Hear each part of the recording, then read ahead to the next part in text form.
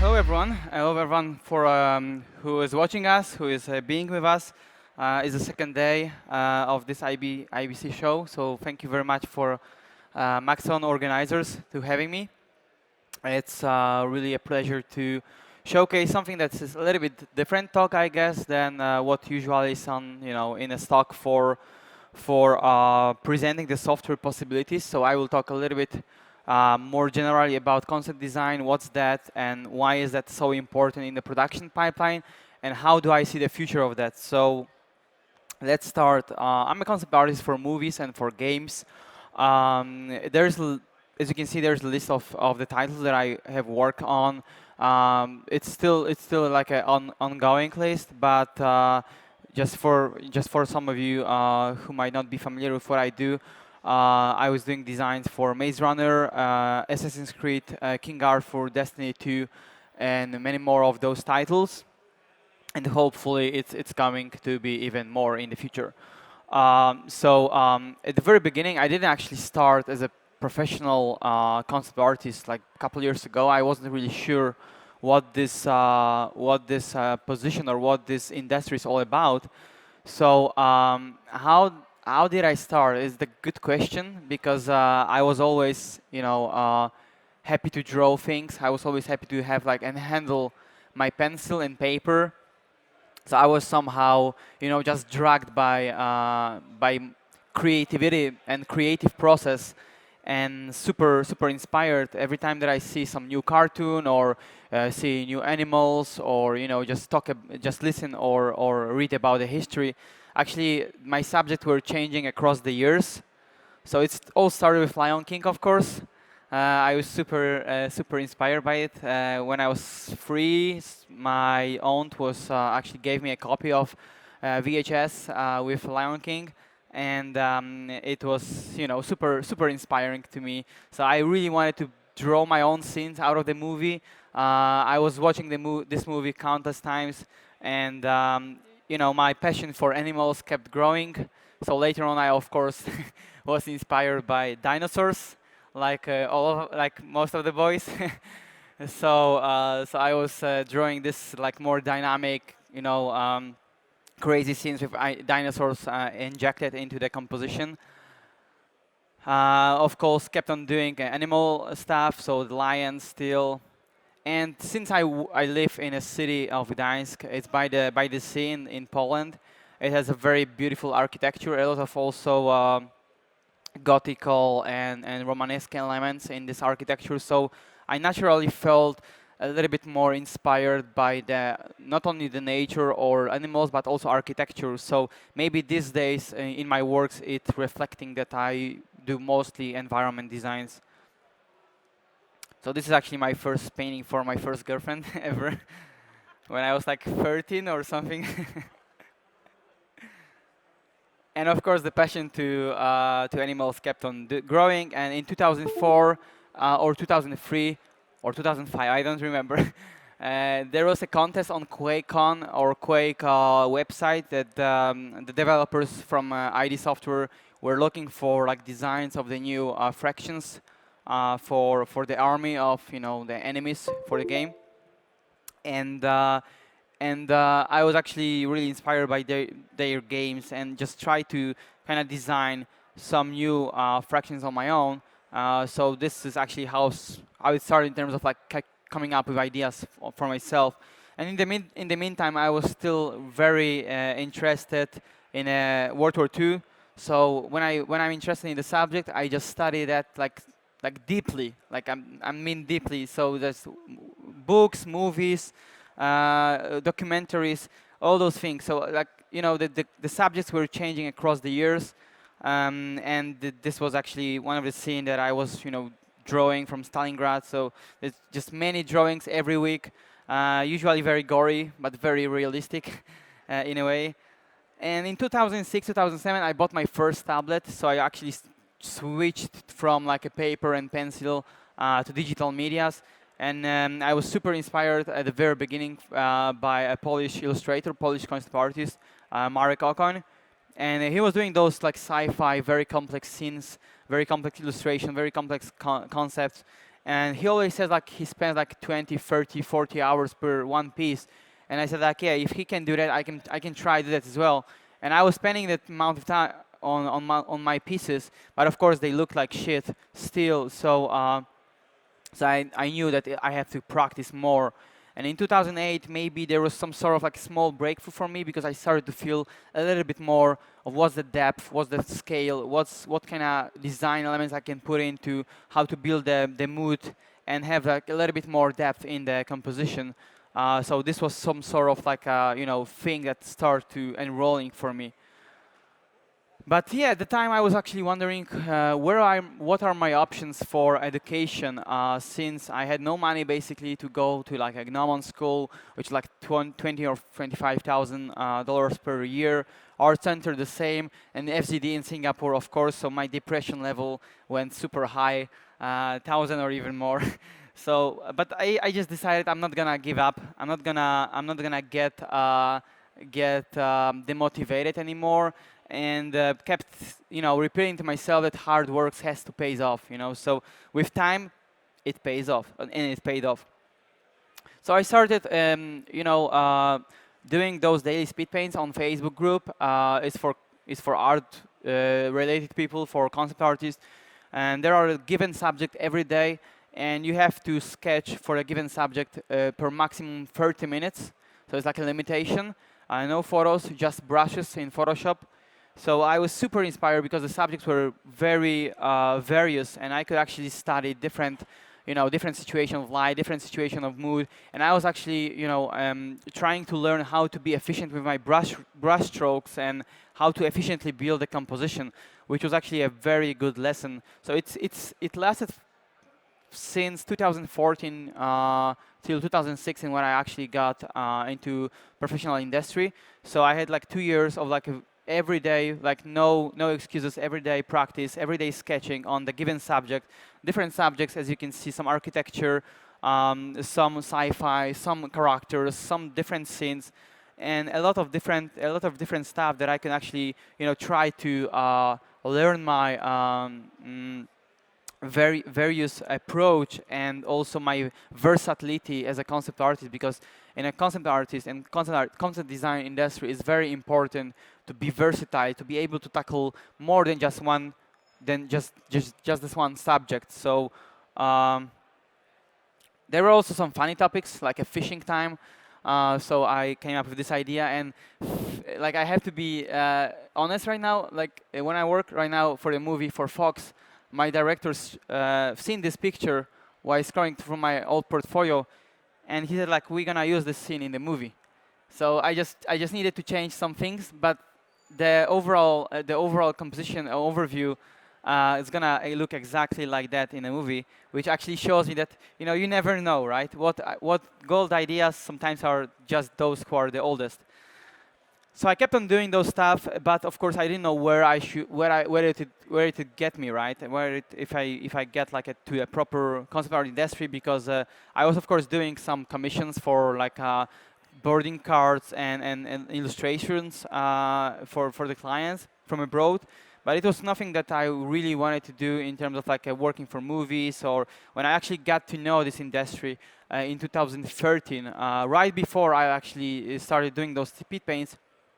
Me and my friend Wojtek Fus, we set up the podcast on YouTube that got pretty big with time, because we were just learning, and we invited people who were who we look up to, who were actually our idols, or who were our inspiration, and we did an interview with them. So there were people from different branches of concept art. There were people from Hollywood. There were people from Europe, and we just by talking to those people, I was so pumped, so inspired, and after a while, I knew that's something that I want to do in my life. Even though it was always my passion, I want to continue that, and I want to keep, and I want to even grow it farther. So what really took me to work on the titles like Assassin's Creed, or just doing more complex scenes, or work for King Arthur, or doing more complex environment designs, is actually I had to understand how the production, when you look at the production, like Halo Wars or Assassin's Creed or Need for Speed Payback or Maze Runner Cities, someone has to design it at the very beginning, right? So it cannot be just like, okay, the director is gonna shoot a movie, and what they're gonna shoot, like green screen? No, they need to shoot something. They need to keep in mind what the design of the elements we're gonna have in the final product. So as a concept designer, this is actually our task. This is actually our job to do. To sit down and design those elements, design those environments or vehicles, characters, armors, everything. So my day-to-day job looks like that. Imagine having like a volcanic island, right? And this was done for Elder Scrolls Morrowind game, for trailer made by Blur. And I was tasked to design like that volcanic island, but of course it cannot be just one shot. It cannot be just one illustration. It has to. I have to come with like a different iterations of the shapes of them, of the island, of the position, of the smaller bits of the environment, and all those things needs to be taken into consideration in order to create a vision that's gonna be unified, that's gonna be inspiring, that's gonna be realistic and believable. On the other hand, of course, still doing architectural elements sometimes, so architectural designs, and of course some mood paintings, right? Because they give the whole production a new level of like, okay, I'm gonna build the lighting, I'm gonna build the atmosphere, and how this movie, for instance, is gonna be. What's the tone, and what we're gonna put the mood into the sequence or the whole movie. And on top of that, really the most important thing is actually exploration. So what I teach my students usually is just coming up with plenty of ideas, plenty of different designs. So for instance, this task was actually, we studied for 1 week, we studied Baroque architecture from different corners of the world. It might be like Spain, Baroque, it might be France Baroque, it might be from different parts of the world. And when they studied it for 1 week, I just told them, okay, now your task is to actually design the cathedral or the building that has Baroque elements, but design it from your own new perspective. So keeping in mind it has to have like those domes or just very sumptuous details on top. It's very rough, but it shows, I guess, the shapes of the architecture. With keeping that in mind, they could come up with like a different shapes, different formations of like buildings, different designs. And actually, this is what I did for them as live demo. But they had exactly the same task to do at home, to do during the classes. So everything that comes with like exploration and ideas is something that they need to tackle, because the designer, because concept artist, is job for like exploring the idea. So for instance, this one was actually the main subject was the trees. So I just asked them, okay, pick up your favorite or how much, like whatever you want, the number of like types of trees, and come up with like a different design, different shapes for it. And this was also my demos from intro class and from advanced class. Regarding advanced, I'm gonna continue that in a bit. But this actually just shows that you can have like a for instance baobab tree right on the left, but how you're gonna compose it in different ways, like with different branches formation. It can create like a quite new even extraterrestrial design. So for them, understanding that is one of the crucial things, that you have to come up with more than just one idea, because it's not an illustration. And on the right, you can see the sheet of my sci-fi explorations. And the task was actually to design props, to design like plants or elements formation from the alien planets. So they had to tackle that also on their own. So like even like day-to-day elements like those. This resembles me like a small plastic balls that I was playing with when I was a child. But you can use it as a nice shape to form something new, something alienish, something extraterrestrial. And this is actually, I think, a cool way of like how can you transform the real objects, like a day-to-day objects, into a new designs. And before you actually jump into those like sort of like compositions, so basically I took some of those trees and made the compositions that might be the final concepts out of that, right? So black and white compositions are enough to sell the idea at the very beginning. Then of course you can add colors, more lighting, more textures, and finalize it. But for the sake of like a composition and to sell the idea of the environment, this is the good beginning. And of course, nothing works like that from the early beginning. So if you look closer, for instance, on this one, I pick up this design, this one, and brought it actually to 3D. I use usually for modeling like Cinema 4D and 3ds Max. So I just brought it to 3D software and my sketch. It's still work in progress, but just to give you an idea, I brought it to this 3D environment and just built the assets first. Then I try to match my scale to the concept that I made before, and of course render it out in Octane. And now I'm just actually painting that over in Photoshop. So it's like a back and forth process with using different tools. As I said, for 3D, I use mostly Cinema or Max, since they are the ones that I am really familiar with.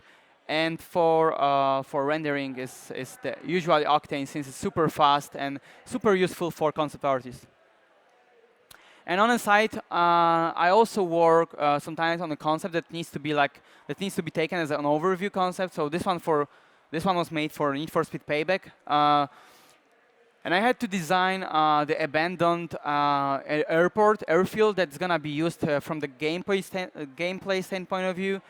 So I was actually provided with very rough blockout of 3D with just some of those buildings being set up. Like we're gonna have like a terminal here, we're gonna have like hangars, and put some props like planes and scatter them around the map. So my task was actually to put it into visual language, like give that lighting, give that a texture, add more props, think about how it's gonna affect the gameplay point of view. Even though I'm not a game player, I need to understand the games to some degree to be able to communicate it well with the team who's gonna bring the concepts to life. And of course, I was also working on smaller bits of designs. So when we go into more microscopic view, it's more like from the gameplay point of view. For instance, this one was for the airport that was actually not abandoned, of course. So it's fully active, fully working. And this was a VIP launch. So I was actually provided with just these cylinders and maybe some box on top, just to establish what's the scale of the elements, what's the scale of this building in the game, and how it's gonna be used. So I cannot actually build this area on top of that, because it would just actually block my gameplay elements like a road or if there was like any stairs or bridge. So I actually had to put it into more visual language, design this building, make it more appealing to the audience. So it was very futuristic design, but still quite grounded. Of course, it comes with like a lot of research of the architectural elements, and so designing part is very exciting, because it's not just only painting or drawing or just doing it. It's actually learning all the fundamentals from real life and actually diving into the subjects of architecture and so on. So this is the example how, for instance, sometimes work of concept art is gonna be used when it comes to games like Assassin's Creed. Since Assassin's Creed Syndicate took place in London, I couldn't actually design London from scratch again. So I had to use like a real historical places. But how can I put it into the mood? How can I play around with the lighting? How can I put like a props that's gonna enlighten my scene, like those light? It was actually my job, right? To give the whole set and tone of the game and present it in the concepts before they were actually brought to life. So we can see, I took some screenshots. They're actually gathered from Google, but you can see that the representation of the final game is pretty similar in terms of like mood, tone and lighting to what I had to tackle during the concept art phase. And sometimes it's not only just designing from scratch, because when you work for an established franchise, like I worked on the Destiny 2 cinematics with Blur, sometimes you have to design just a keyframe or just a shot that's gonna be used for a trailer. It's gonna be inspiring to the team to make the final animation. So this is actually the final animation. This is a screenshot from the trailer. So they represented how they reincorporated or used my concept and brought it to life is almost one-to-one. Super accurate. Super happy to see as a concept artist also how they gonna bring your work to life with a very big attention to detail. And sometimes it's also like again smaller bits of designs. Like when I was working for Maze Runner movie, it was actually my first ever Hollywood movie that I worked on. But it was super fun because I used different techniques, different workflows, and in the movie there's a sequence that the people want to get entered to the city that's being secured and is behind the wall. So you can see just in every shot that I had to design, there always has to be the wall that just gives us, okay, this is the main piece of the building that's very evocative. But my task on this one, for instance, was to design like how those people gonna be in front of the checkpoint, points where there were the guards and they were just securing it, and they didn't actually let people in to the city. So I took two different approaches.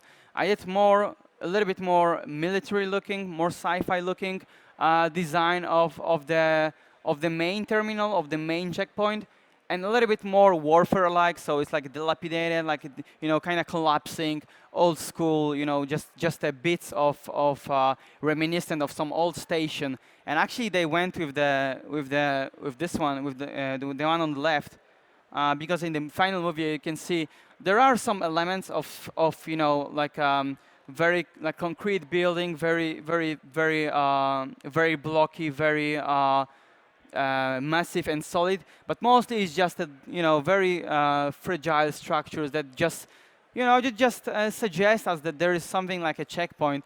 But this gives the good overview of what the designing part of is, and you never know what's going to end up in the final product, right? So this is actually an interesting approach to the concept that we've done. My director on the movie, Wes Ball, was sending me the pictures from the Vancouver, actually. And since they built the most of the location on top of the infrastructure of the Vancouver, he asked me to do paint over. So I was doing paint overs of the real life streets.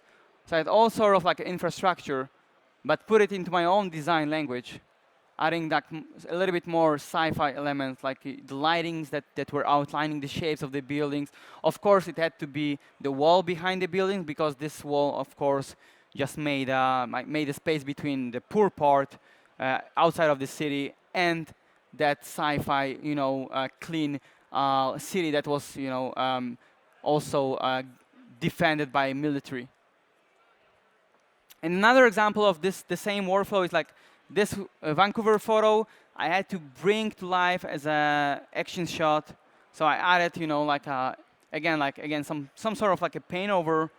With some changes to the buildings in the background to make them a little bit more sci-fi looking. But you can see the difference, right? It's actually like how we're gonna build a set in the very first beginning, because they were adding all those designs, all those elements that I made to the buildings. They were adding it in CGI, so it was just progressed with time. So it's really cool that you don't have actually just the one way. You have to start with sketching. You have to start with 3D. Sometimes you start with a play that was provided you by the director, and this was actually super fantastic to do. And for the main city in this movie, I worked on this very huge canvas picture. It took me like 3-4 weeks. It was like a constant back and forth with the director. So me and Wes were jumping on the Skype almost every day to see the progressions, and he was giving me a feedback. Okay, like what we can put, what we shouldn't. So there was an idea initially in that for the movie that there's some sort of like a river that's surrounding, or the water that's surrounding those walls, and people from the checkpoint, this bit that I showed you before, they are actually coming into the city through the bridge.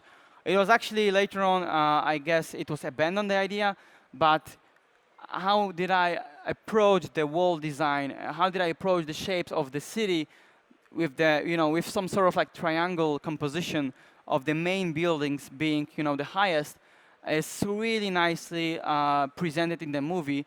So sometimes spending just a little bit more time on one concept is very important, because it gives you a little bit, it gives actually your client a little bit more insight into what your design is, and they don't need to guess, okay, like what's that sketchy part. If you just polish things up, they know exactly what they should do. And this is just another shot from inside a city. Again, it was probably based, I don't have the reference, but it was definitely based on this on Vancouver streets.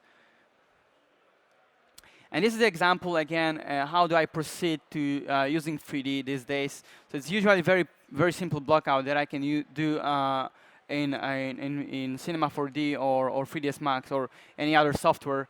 And actually, this was the task that I made for VFX company in London, Framestore. We're working for a NESA movie. I don't think this movie was actually final. I think it was abandoned in the end, but I'm not sure. But we were working on the designs of the Chinese architecture that's being actually laid down on the underwater grounds. It's like deep in the, below the sea level. There were like those architectural, places, palaces, and this was like actually a courtyard where the dragons were just flying through the holes of those gates. And I was actually using 3D to the degree that it just gives me an idea of the perspective, prop management, like what's the shapes of the buildings are. And we were actually exchanging that with the client. So if they had like some feedback, it was very live feedback, very organic, because they were actually doing it on top of my 3D model. So we can actually exchange 3D models on the go. And that's sometimes what I do with my clients. And the final concepts look like that. So back then I didn't know how to properly model. It was like the task from 4 years ago. So I actually brought this render and made all the post-production in Photoshop on top. So another probably couple days to bring all details, all texture to life. But it was fun. It was definitely fun. And of course, this approach with like 3D blockouts stays like that till this day for me.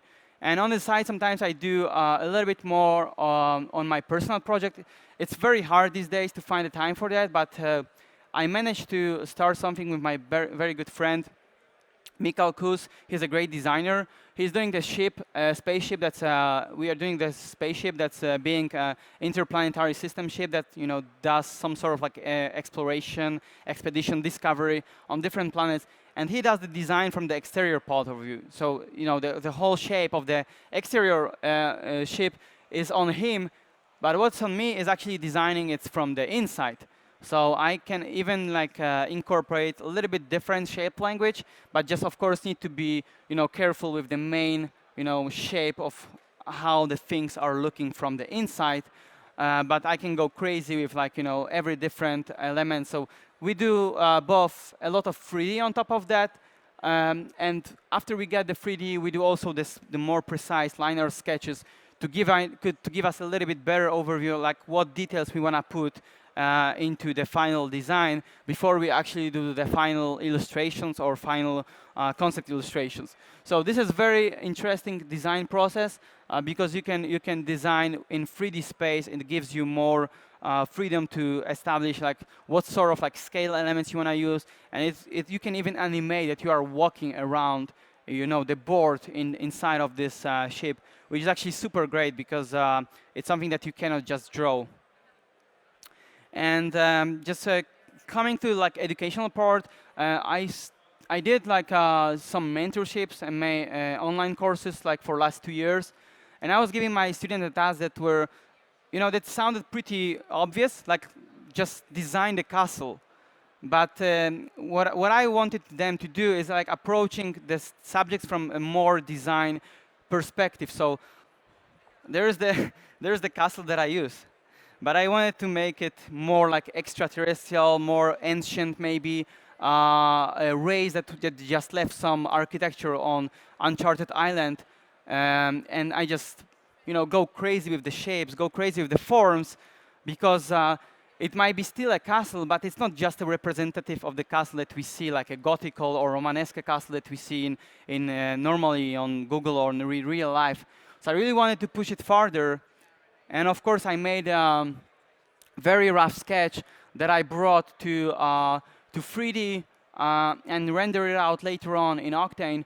So I even intentionally didn't render all the atmospheric passes, because I wanted to be sure like what my shapes, what the details of this building is gonna be. So I just used the black objects to suggest the depth, right? So sometimes you can find different ways of workflow and different ways of like presenting things to make it clear for yourself for final picture, which is that.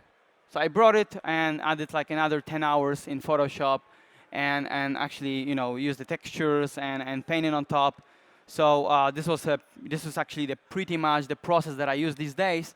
And as I always keep saying to my students, like, come up with crazy ideas, but of course stay grounded to some degree, but try to find original designs, because as a concept designer you have to sell the ideas. They have to be original, and they have to speak for yourself.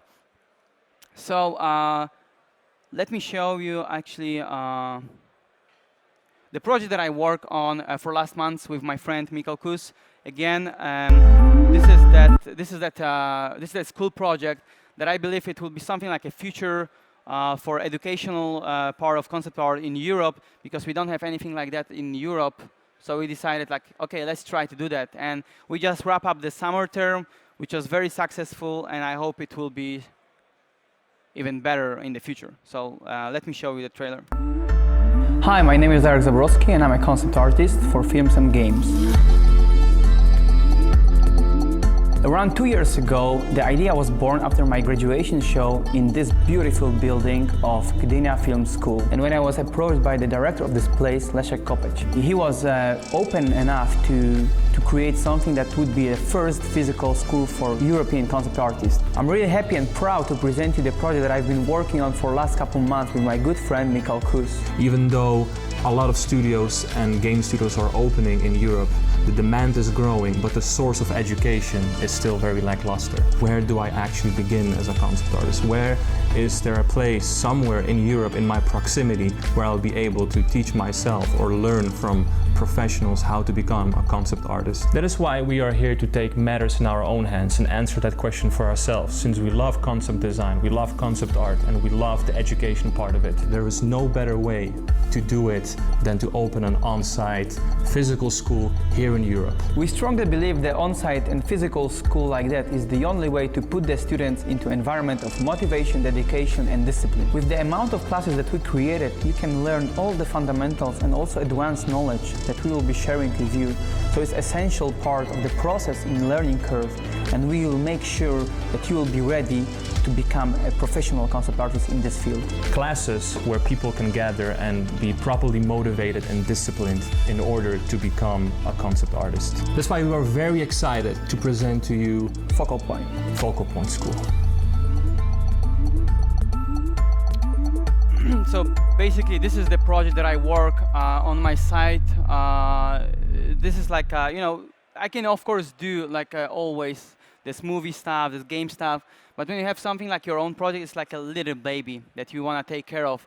And since I am self-taught, and I consider myself as a self-taught because 10 years ago there was nothing like on the market of the concept art industry that really could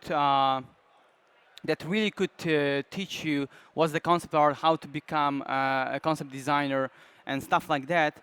I really wanted to share the knowledge with people who are aspiring, and since we have a lot of projects like movies, games, like animations, even when you look at the cinema 4D presentations or adverts, there needs to be someone who design like spaceship for it, right? Or there needs to be someone who design like the buildings and all the designs need to be thought through and designed by someone. So we decided to open the school and create like a very interactive group of people. So we also set up like a group on Facebook that's really help each other. They put like stuff every day. They get like a briefs from us. They were like a very huge briefs with the story back to then. And they need to come up with ideas. It's like a group of people that constantly, constantly inspiring each other, and just show it through the motivation, and that we want to try to inject it to them, because concept design is actually the future. So for us, the future of the education was very obvious thing to share the knowledge for people who want to get into industry. So we have this sort of a group, and people are posting it every day. They do like a task every day on a given subject. We try to come up with different ideas every time. So if you look at the structure of the classes, we have like 6 different courses. Internet is super slow right now. But we have like classes like intro to very introductory course of the digital painting. So how could I actually paint on computer? Then there is intro to vehicle and mech design, and intro to environment design. And also they all comes in 2 options, so advanced and introductory courses. So so for people who are really interested in, we try to cover almost every single fundamental that's needed to become a professional in this field. And you can even see that and tell by the students' work, for instance, I have so many people, like this guy, he didn't feel like any depth at all, like in the very first week, because the course lasted like 8 weeks, and during the first week, I was like, I didn't know what to feedback to him. I didn't have like any idea, because he had like no feeling of like what the depth is, what the scale is, what the shapes are. And after 8 weeks, he can come up with like those sketches within 1 hour, and does like more and more exploration, which actually shows me that, okay, what I do, I hope is worth it, right? Because sharing the knowledge is caring, but also there is more and more projects on the market these days, and people to make like an original design, to good designs, people need to be properly educated, I believe. So so this is what we tackle on a daily basis right now, and this is the project that I really put a lot of heart into, because I can always work, of course, for the client, but working on something that's made by yourself, for yourself, is just another level. So I think that's it. Thank you very much. If you guys have any questions, please raise your hand.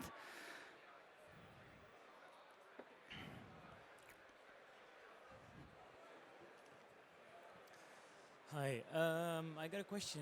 What would you say would be a good way to get like your foot in the door?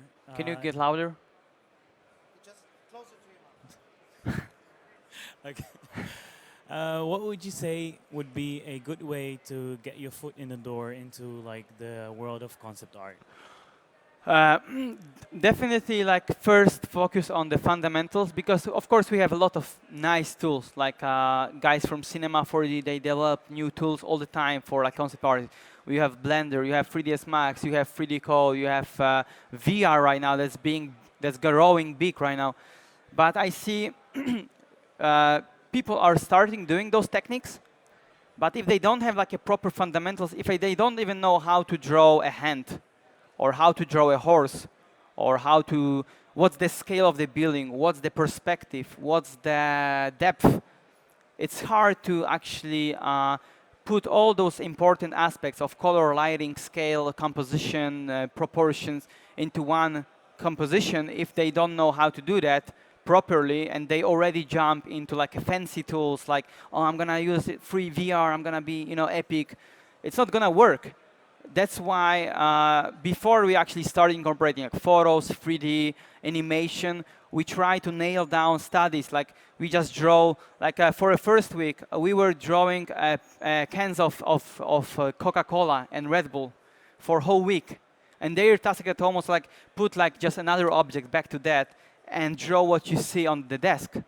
Because they, like, I'm gonna tell you, like, draw me this bottle. You say, like, are you fucking crazy? It's so simple, right? But if you look closer, look how many specks, how many reflections are on the bottle. How am I gonna even present the transparency of this bottle? This is something that you have to dive in to understand things if you wanna be concept artist, because you can't just draw a shape, bam, that's it, sell it to the client. They're not gonna buy it. You have to be precise. You have to do exploration. You have to know how to showcase the material, how to showcase proportions. So it all comes from the very basic drawings, paintings, real life studies, photo studies, whatever. But just do study first before you jump on a deeper water. Any more questions? Okay, then thank you very much, Darek. Great Thank work. you. Great. It was fun. Thank you Great for draw, having me. great painter. I'm very impressed. Thanks for watching on the internet and for coming here to our booth.